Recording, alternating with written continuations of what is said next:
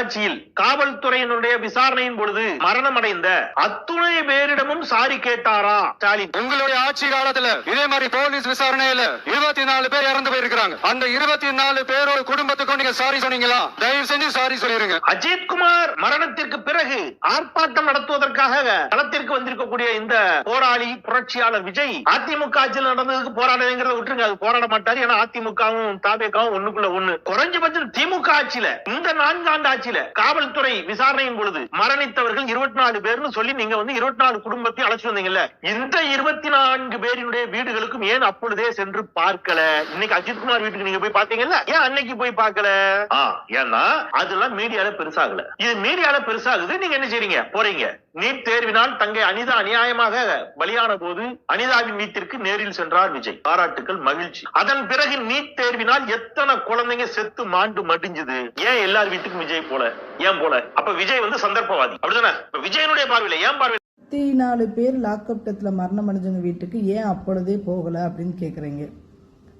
Media வெளிச்சத்துக்கு வந்ததுக்கு அப்புறம் தான் இதெல்லாம் கேட்குறீங்கன்னு சொல்றீங்க. எஸ், மீடியா வெளிச்சத்துக்கு வந்ததுக்கு அப்புறம் தான் எங்களுக்கு தெரியும் நாங்கள் ஆட்சி அதிகாரத்தில் நாங்களாக இருக்கோம். நல்லா யோசித்து பாருங்க. விஜயநாதே முதலமைச்சராக இருந்து இல்லை துணை முதலமைச்சராக இருந்து போய் பார்க்காட்டி நீங்கள் எங்களை கொஸ்டின் கேட்கலாம். எங்களுக்கு எப்படி சார் தெரியும்? மீடியா வெளிச்சத்துக்கு வந்ததுக்கு அப்புறம் தெரியும். ஸோ இன்னொரு கொஸ்டின் கேட்குறீங்க. அனிதா தங்கச்சி அனிதா வீட்டுக்கு போன மாதிரி ஏன் நீட் எக்ஸாமுக்கு எல்லார் வீட்டுக்கும் போகலன்னு சொல்லி நீங்கள் தானே சார் சொன்னீங்க. உங்கள் ஆதரவாளர் நீங்கள் யாருக்கு சப்போர்ட் பண்ணி பேசுகிறீங்களோ அவங்க என்ன சொன்னாங்க? நீட்டை ஒழிக்கிறதுக்கு எங்கள்கிட்ட ஒரு ரகசியம் இருக்குது, அந்த அந்த அந்த ரகசியம் இருக்குது, நாங்கள் ஆட்சிக்கு வந்தோடனே அந்த ரகசியத்தை வச்சு நாங்கள் நீட் எக்ஸாமை கம்ப்ளீட் பண்ணி கொடுத்துருவோம் அப்படின்னு சொன்னீங்க.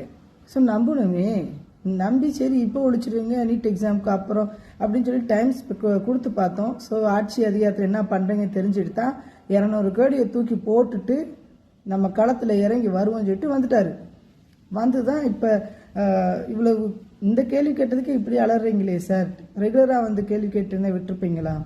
எங்கேயோ அமெரிக்கா நீங்கள் சொன்ன மாதிரி தன் தொழிலை பார்த்துட்டு இருக்கும்போது ஒவ்வொரு விஷயத்துக்கும் அங்கேருந்து வந்து குரல் கொடுத்தா நீங்கள் விடுவீங்களா? ப்ராக்டிக்கலாக யோசிப்போம். தன்னுடைய வேலையத்தையும் செய்ய விடுவீங்களா, நிம்மதியத்தை விடுவீங்களா? அதனால தான் ஒட்டுமொத்தமாக ஒதுக்கி வச்சுட்டு மக்களுக்காண்டி களத்தில் இறங்கி வந்திருக்காரு. ஸோ நியாயப்படுத்தி பேசாமல் கள்ளச்சாராயம் குடிச்சிட்டு இறந்தவங்களுக்கு 10 லட்ச ரூபா கொடுத்தீங்க, ரைட்டு. பாதிக்கப்பட்ட மக்களுக்கு ஏதாவது நல்லது செய்ய பாருங்க. நல்லது செய்யறதுக்கு லாக்அப் டெத்தில் மரணம் அடைஞ்சவங்களுக்கு ஏதாவது உதவி செய்ய பாருங்க. ஸோ இதுக்கு மேலே உங்களுக்கு ஏதோ பேசி மக்கள்கிட்ட புரிய வைக்கணும்னு நினைக்காதீங்க. எல்லாருக்கும் புரியும். நீங்கள் விஜயண்ணா என்ன சொல்கிறாருன்னு புரியும், நீங்கள் எதுக்கு கத்துறீங்கன்னு புரியும். அதை விட்டுட்டு நியாயமாக நடந்துங்க சார்.